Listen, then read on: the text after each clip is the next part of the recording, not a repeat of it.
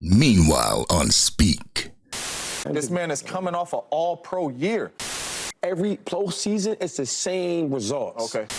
You don't know. What you mean? Yes, I don't know. I don't think it completely all 100% falls on Dak. It's a lot of quarterbacks that play average football in the regular season and get paid. Are they getting paid number one? That's what I'm asking you. No, but they're not all pro neither. We do not have a backup plan behind you.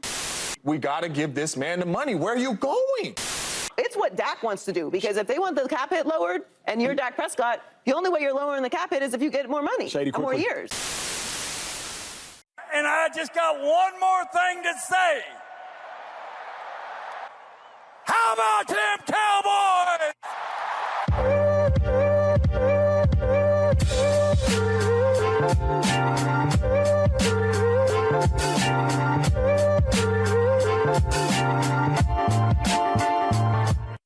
What's going on, Cowboy Nation and Angry Cowboys fans? It's your boy with that raw and uncut, the Angry Cowboys Fan, back with another video on the circus we call our Dallas Cowboys. So if you're DC for life, make sure you hit that like button and consider subscribing to the channel. If you're wondering what I'm rocking, I am rocking the Splatter Talk Cinema hoodie. And if you're wondering what Splatter Talk Cinema is, Splatter Talk Cinema is a horror YouTube channel that me, my brother, and my brother from another mother run. So if you're interested in that, I will put the link to it in the description. But boy, oh boy, the heat was turning up on yesterday's episode of Speak. Emmanuel Acho, Shady McCoy, Joy Taylor, and James Jones talked about the Cowboys and what they should do when it comes to Dak Prescott and his contract extension. As you can see at the beginning of my video, things got a little heated between Shady and James Jones. So we're going to take a listen to those 3 clips, and like always, we're going to come back and I'm going to unpack my raw and uncut. Let's go ahead and start this off with Shady. Take it away, Shady. Should they not take Dak Prescott for granted, give him the extension? I would either give him a solid contract, right, because he did have an all-pro year this year, or I would make him wait it out. Because my thing is, like, why am I paying you? Am I paying you because you had a great year and you're at the top of the market? That's one thing to pay a guy. But if I'm paying for my future with my team that eventually bring me a Super Bowl, when I sign a player, I'm like, he's part of my puzzle to win a Super Bowl. And he hasn't done it. And it's 8 years, right, in the postseason. He's 2-4 in the playoffs. He's 2-1 in the wild cards. He's 0-3 in divisional rounds. He's never won 2 back-to-back playoff games. Damn. What are we paying for? We joke about it all the time, but my thing is, he's shown us who he really is. And Jerry Jones, he always speaks with confidence about his Cowboys. And he says, we're going to go as far as Dak Prescott takes us. Then he stops and says, well, Dak Prescott took his hair. They're not going to elevate to another level if they paying this guy to take him there because he can't do it. And then my second question is, if you're going to pay him at the top of the market, what you going to do with Michael Parsons? Because he deserved that money. Yeah. What you going to do with CeeDee Lamb? Because he deserved that money. Zach Martin, he deserves that money. There are so many other places to fix. And it's like this team is already good enough to win, and he can't win with the quarterback you got. So what you going to do? Y'all see how Shady tries to start off his response by being unbiased, but he quickly changes his tune? No matter how hard he tries, he can't give the Cowboys, especially Dak Prescott, any type of credit. I don't even know why Emmanuel Acho starts off with him, because we're going to get the same hating ass stuff that we've always gotten. It starts to become a little tiring. And I tell you the truth, it's kind of like the anti-Dak fans in the comment section. I'll leave that conversation for the new Angry Cowboys Fan podcast, which is starting up again soon. So make sure you guys are subbed up for that. Now let's go ahead and get into the next clip. In this clip, Joy Taylor talks about what the Cowboys' fear would be moving on from Dak Prescott. A part of me is actually feeling this fear as well, but I'll let Joy talk about it. Let's go ahead and take it away, Joy.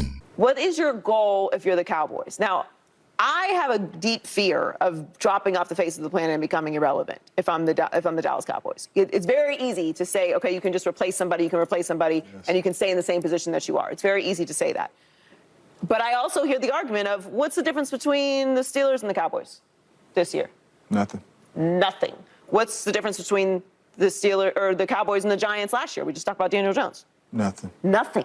He's not won back-to-back playoff games ever. So you're paying a very, very high number for regular season success, which is not irrelevant. Matters. It's not irrelevant. It matters. That's what gets you to the postseason. But if your goal as a Cowboys organization is just to consistently get to the postseason, then you write the extension and you don't worry about it.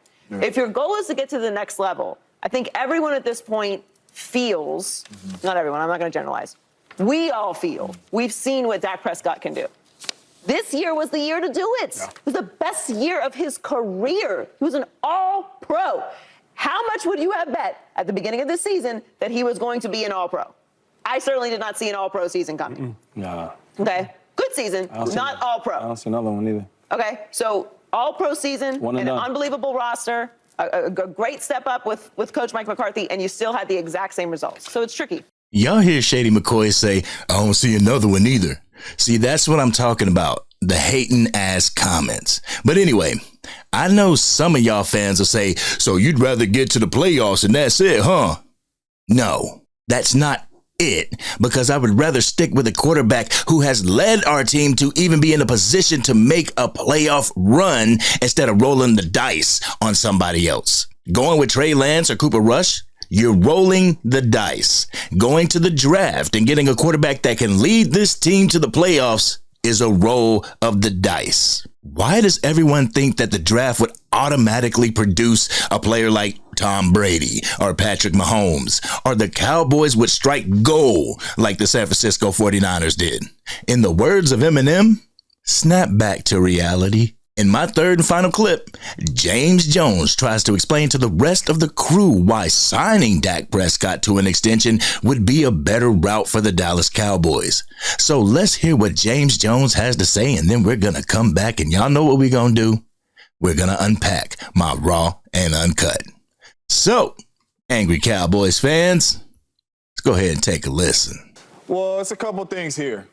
What are you going to do if you don't sign Dak Prescott? Are you about to trade up in this draft and go find your quarterback of the future? Because if you make him play it out, you better have a guy right behind him that is going to be his successor and come in there after him.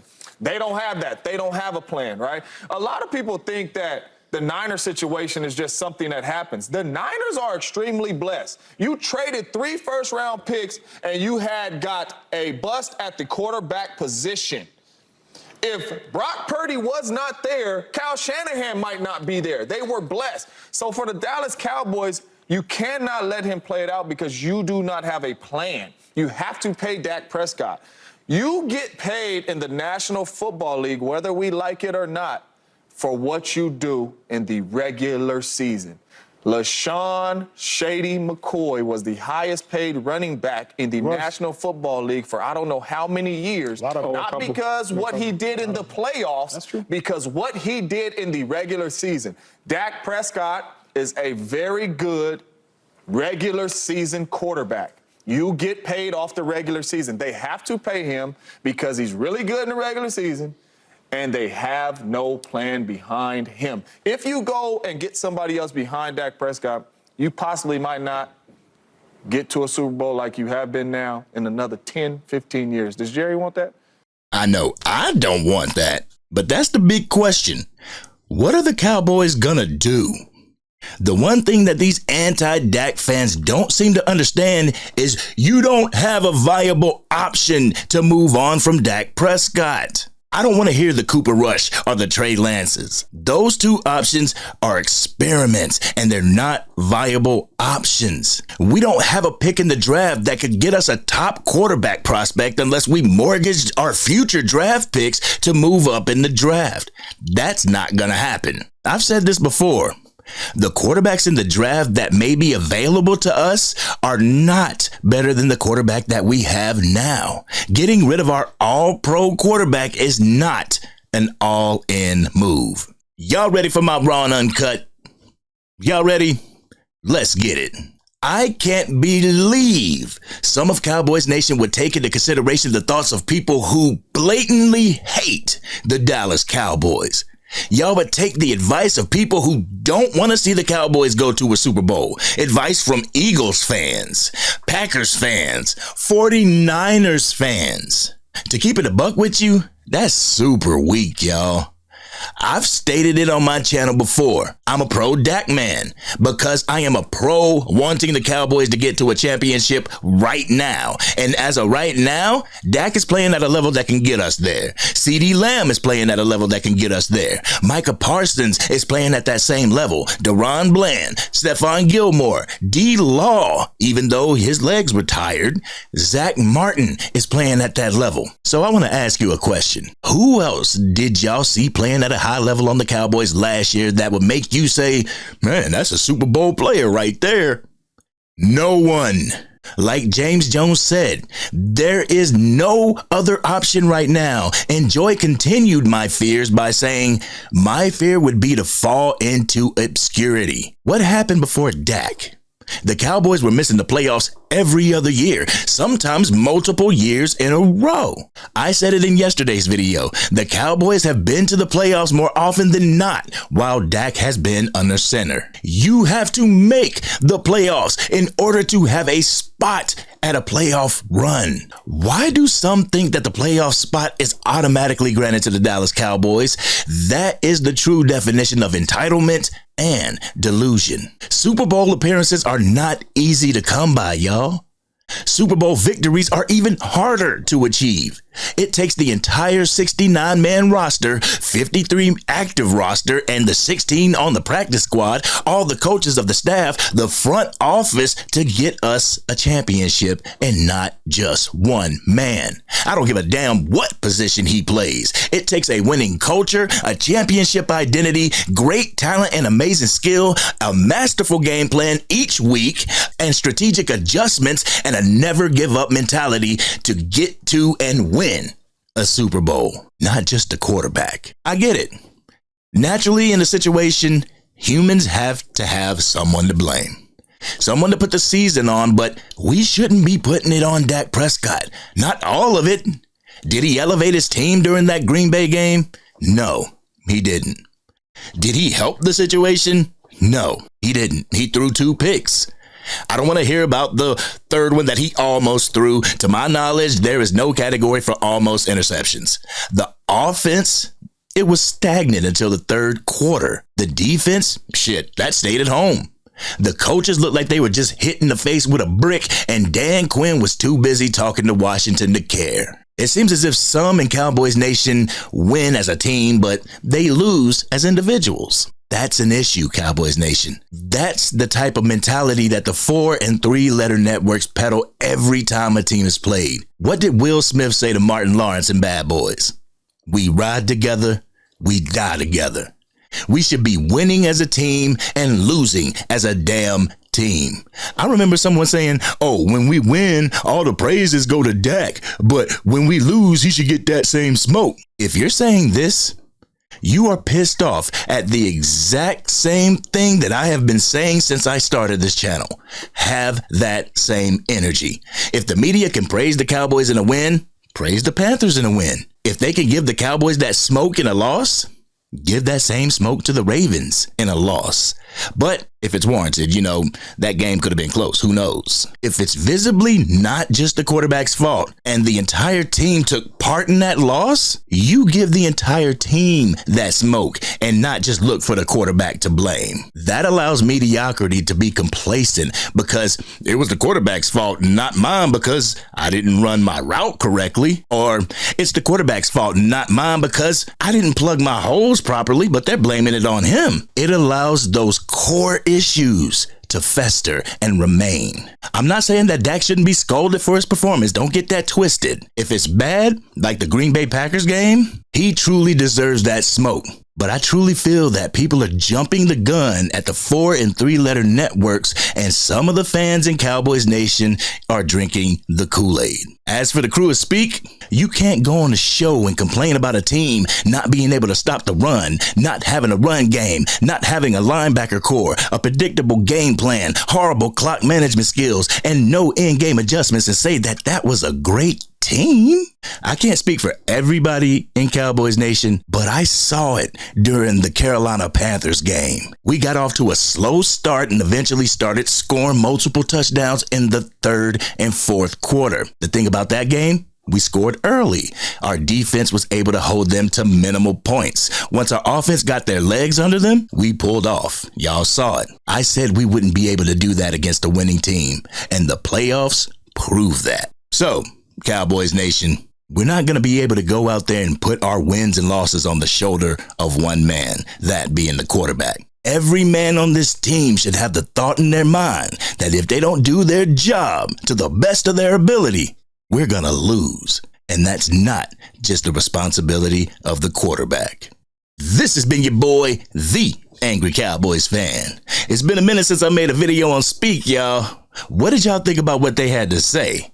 What did you think about what I had to say? Let's have that conversation in the comment section. If you're digging the content and want to help the channel out tremendously, drop a like on the video. It helps us get this content out to even more Dallas Cowboy fans. If you're DC for life, win, lose, or draw, Dak Prescott or no Dak Prescott, hit that subscribe button. Hit the bell so you can stay notified whenever I go live or whenever I release a video. I don't know how many times I have to say this, but it would be premature to move on from a quarterback who has balled out during the regular season, had an all-pro, Pro Bowl season, and go with somebody who's unproven. Let's continue to roll with Dak, and let's continue to add dogs to the team we have. This has been your boy, the Angry Cowboys Fan, and I'm out.